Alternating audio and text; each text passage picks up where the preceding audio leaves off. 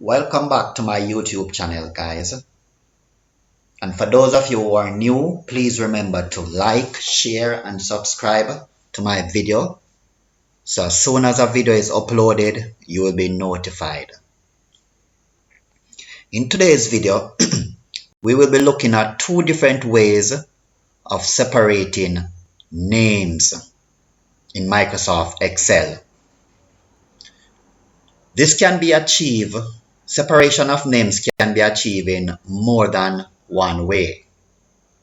Now, depending on the version of Microsoft Office that you are using, we use different method. I'm going to be demonstrating first if you are using Microsoft Office 2013 and above.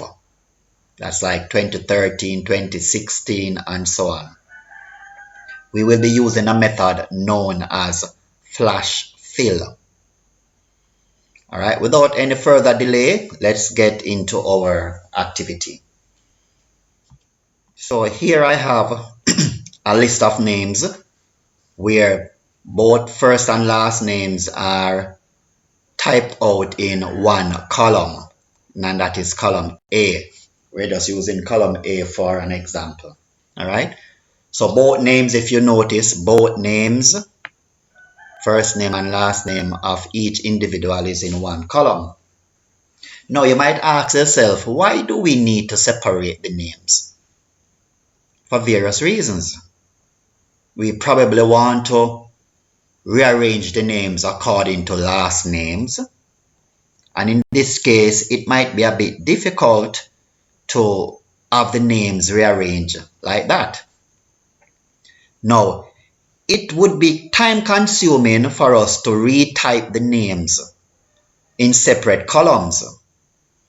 Just imagine if you have 3,000 names working with and you were asked to retype all names in separate columns. Wow, I can imagine. Alright, now with the help of Microsoft Excel, as I said earlier, we have a command that is known as flash fill. Alright, let's see how this works. Now, in using flash fill, the first thing we want to do is to go over to our next column, the column adjacent to our list of names, and we want to type a heading so that we know what is going to be stored in that column. So in my case, in column B, let us say I want a heading called first name. All right, first name. So I type that word. All right. In the next column, which is column C, the heading I want it to be the last name. So this column is going to hold the last names of our students, or names, so to speak. All right, so that's the last names. Now, in order for us to use flash fill, we must type the first set of data. So for in my case, I have the first data would be John Brown. So under the first name column, I would type the word John. Then I move over to the last name column and I would type Brown. What I am telling the computer, Excel, to do is to follow my pattern. Right? So what it's going to do, it's going to look in the original list, and where there is a first name, it is going to know that that name will be the first name. All right, so let's go to our next row. That would be B, cell would be B3. I would click there.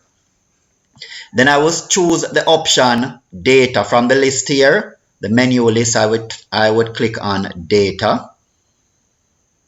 After clicking on data, I choose this option here that says flash fill. Once I click flash fill, there you go. It automatically fill in for us the first names, or the first name. I go over to the last name column and I would click flash fill once again. And there I would have my last names being entered automatically. Wasn't that easy, guys? Alright? Now stay tuned. I will show you the other way if you are using Microsoft 2010 and below.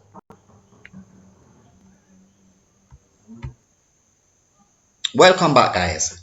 Now, if you are using 2010 and below, this method of achieving